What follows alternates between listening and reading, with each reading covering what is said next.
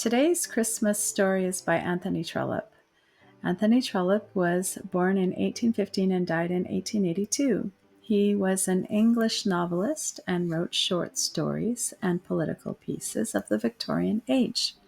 Among his best-known works are a series of novels known as the Chronicles of Barsetshire. He writes about the life and times of people in the imaginary county of Barsetshire. He also wrote novels on political, social, and gender issues and other topic matters. Today's story by Trollope is called Not If I Know It, and it's a story about two brothers-in-law. And there is offense given and offense taken, and it's on Christmas Eve. And what comes of that? I hope you enjoy the story. Not If I Know It by Anthony Trollope. It was an ill-natured answer to give, made in the tone that was used by a brother-in-law to a brother-in-law in the hearing of the sister of the one and wife of the other, made too on Christmas Eve, when the married couple had come as visitors to the house of him who made it. There was no joke in the words, and the man who had uttered them had gone for the night. There was to be no other farewell spoken, indicative of the brightness of the coming day. Not if I know it. And the door was slammed behind him. The words were very harsh in the ears, even of a loving sister. He was always a cur, said the husband. No, not so. George has his ill humors and his little periods of bad temper, but he was not always a cur. Don't say so of him, Wilfred. He always was so to me. He wanted you to marry that fellow Cross because he had a lot of money. But I didn't, said the wife, who now had been 3 years married to Wilfred Horton. I cannot understand that you and he should have been children of the same parents. Just the use of his name, and there would be no risk. I suppose he thinks there might have been risk, said the wife. He cannot know you as I do. Had he asked me, I would have given him mine without thinking of it. Though he knows that I am a busy man, I have never asked him to lend me a shilling. I never will. Wilfred! All right, old girl. I'm going to bed, and you will see that I shall treat him tomorrow just as though he had refused me nothing. But I shall think that he is a cur. And Wilfred Horton prepared to leave the room. Wilfred! Well, Mary, out with it.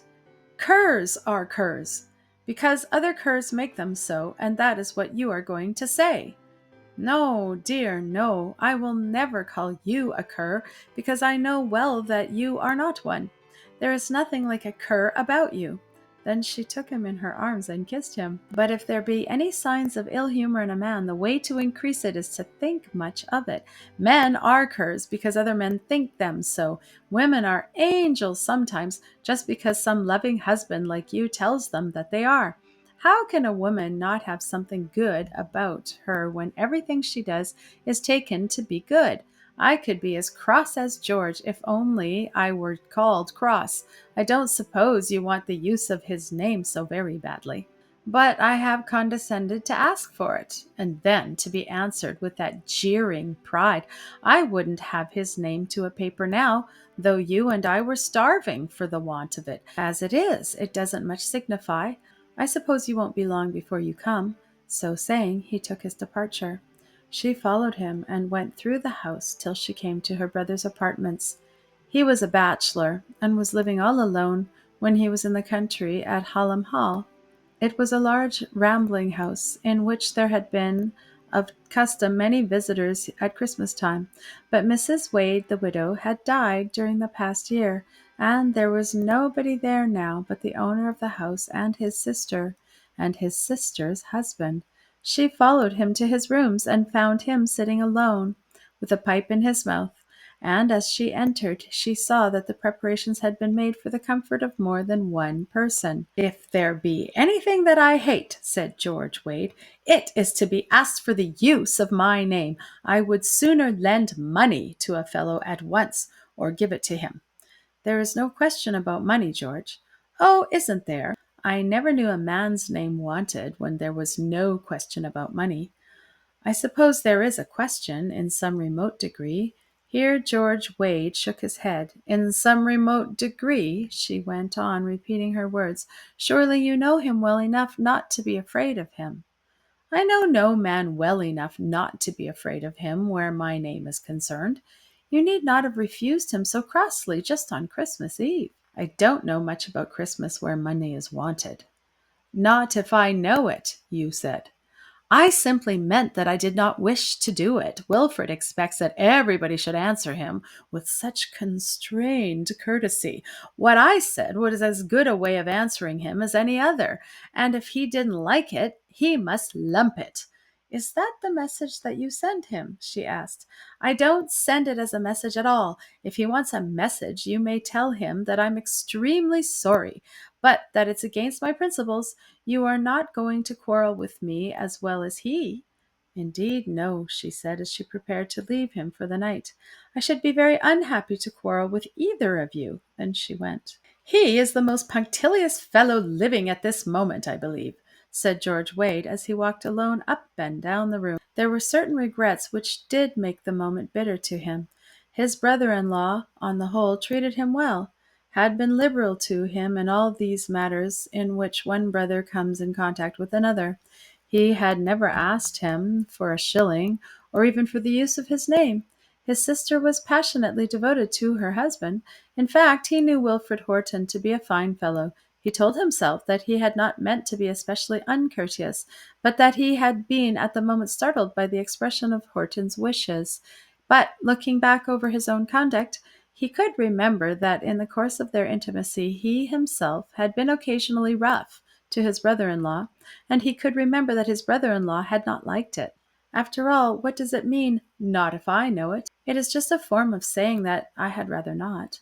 Nevertheless, Wilfred Horton could not persuade himself to go to bed in a good humor with George Wade.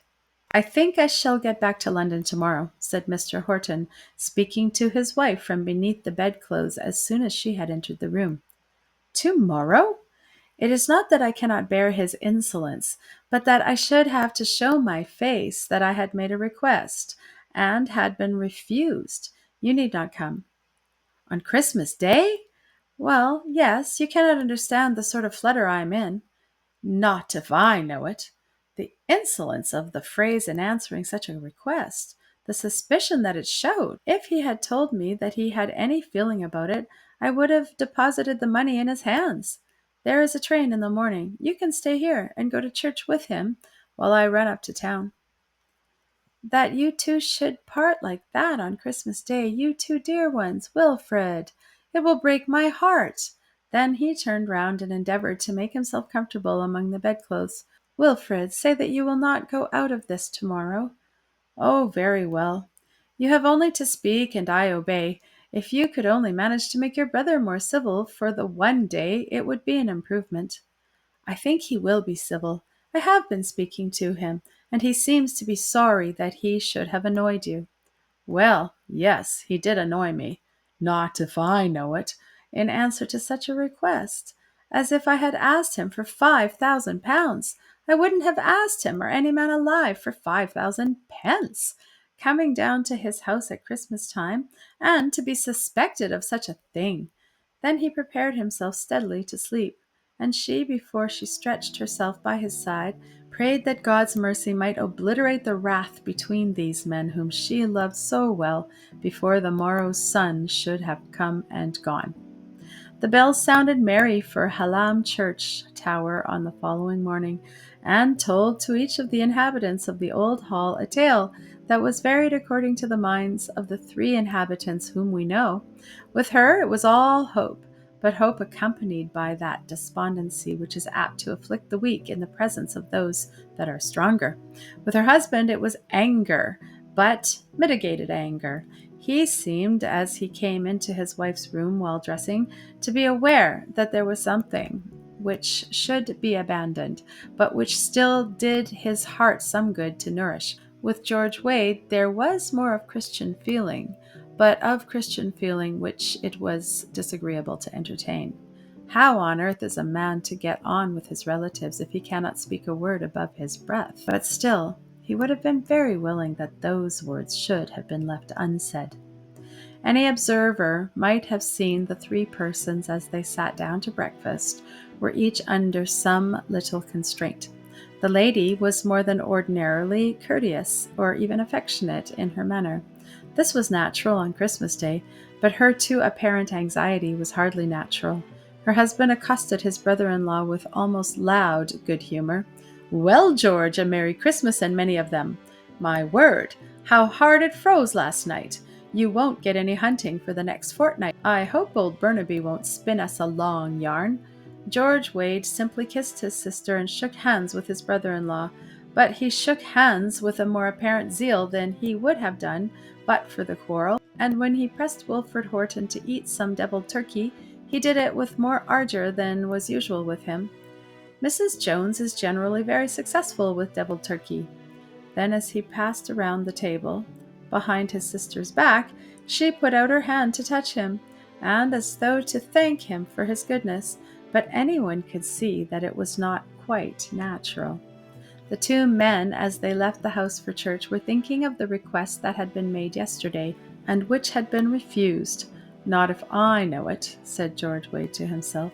"There is nothing so unnatural in that a fellow should think so much of it. I didn't mean to do it. Of course, if he had said that he wanted it particularly, I should have done it." "Not if I know it," said Wilfred Horton. "There was an insolence about it. I only came to him because he was my brother-in-law.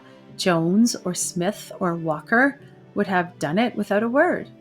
Then the three walked to church and took their places in the front seat just under Dr. Burnaby's reading desk. We will not attempt to describe the minds of the three as the psalms were sung and as the prayers were said. A twinge did cross the minds of the two men as the coming of the Prince of Peace was foretold to them, and a stronger hope did sink into the heart of her whose happiness depended so much on the manner in which they two stood with one another.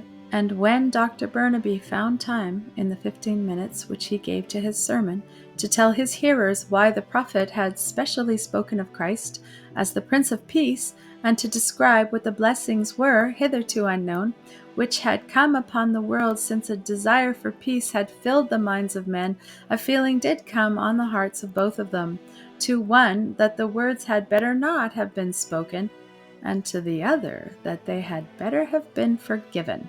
Then came the sacrament, more powerful with its thoughts than its words, and the two men as they left the church were ready to forgive each other, if they only knew how. There was something a little sheep-faced about the two men as they walked up together across the grounds to the old hall, something sheep-faced which Mrs. Horton fully understood, and which made her feel for the moment triumphant over them. It is always so with a woman when she knows that she has for the moment got the better of a man. How much more so when she has conquered two. She hovered about among them as though they were dear human beings subject to the power of some beneficent angel. The three sat down to lunch, and Dr. Burnaby could not but have been gratified had he heard the things that were said of him. "I tell you, you know," said George, "that Burnaby is a right good fellow, and awfully clever. There isn't a man or woman in the parish that he doesn't know how to get to the inside of, and he knows what to do when he gets there," said Mrs. Horton, who remembered with affection the gracious old parson as he had blessed her at her wedding. "No, I couldn't let him do it for me." It was thus Horton spoke to his wife as they were walking together about the gardens. "Dear Wilfred, you ought to forgive him." "I have forgiven him. There."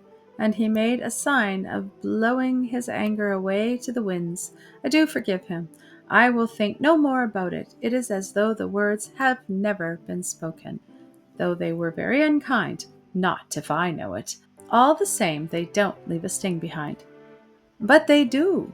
"Nothing of the kind. I shall drink prosperity to the old house and a loving wife to the master just as cheerily by and by as though the words had never been spoken. But there will not be peace, not the peace of which Dr. Burnaby told us. It must be as though it had really, really never been uttered. George has not spoken to me about it, not today, but if he asks, you will let him do it." "He will never ask, unless at your instigation." "I will not speak to him," she answered, "not without telling you. I would never go behind your back. But whether he does it or not, I feel that it is in his heart to do it. Then the brother came up and joined them in their walk, and told them of all the little plans he had in hand in reference to the garden. "You must wait till she comes for that, George," said his sister. "Oh, yes, there must always be a she when another she is talking.